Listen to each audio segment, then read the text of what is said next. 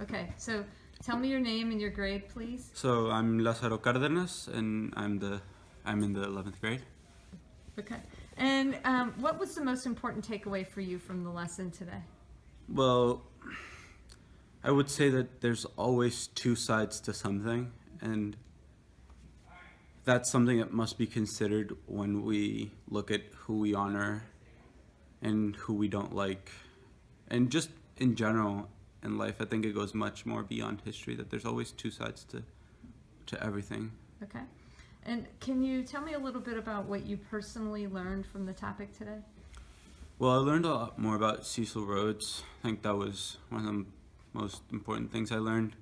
I mean, I remember last year in world history, like learning a little bit about him and like what he did, but we never really went that in depth. And I guess knowing his real sentiment and like what he actually believed really like impacted me. Okay, and can you tell me, so I mean that leads into the next question, what had the biggest impact on you from the lesson?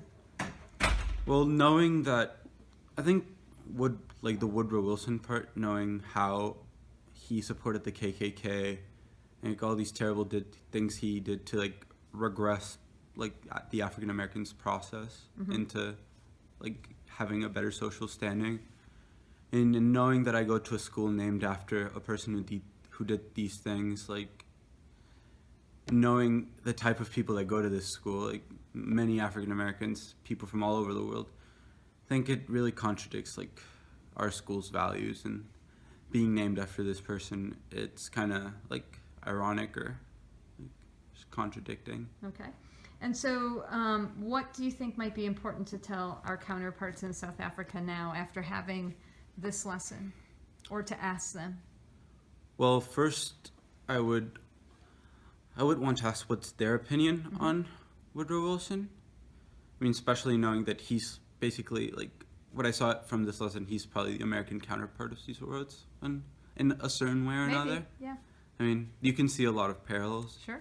And I think that asking them what they think about it shows like a lot of common ground between the two countries, and just gives us more more common ground to Right. to know and to show that we share a common experience. And I feel over and over again that we find that we share a more common experience than we know. Has your perspective changed at all, like from learning about this topic? Well, yeah, 'cause I've heard a lot like before about changing the name of the school, but I never really thought that deeply into it.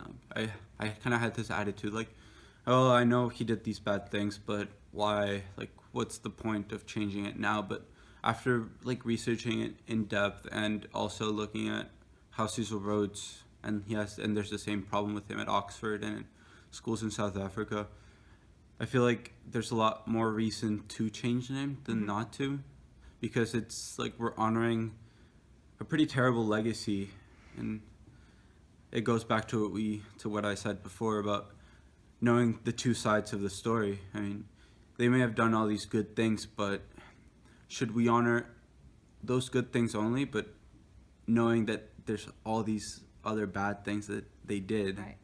So what do we do then? So what's your proposed action? What could we do now? I mean, I guess that's it right there. Ooh. aside from changing the name or not, I think that's the least of my concerns when facing this problem. I think more like just educating and raising awareness and teaching history in a more complete way, more than just showing one side of the story or just going like an inch deep. Like, I think going deeper into it and knowing like everything like can show like the posterity, Right. like what not to name things or how to treat things, that or who we honor and who we don't. Okay. Well, thank you, Lázaro. No problem. Okay.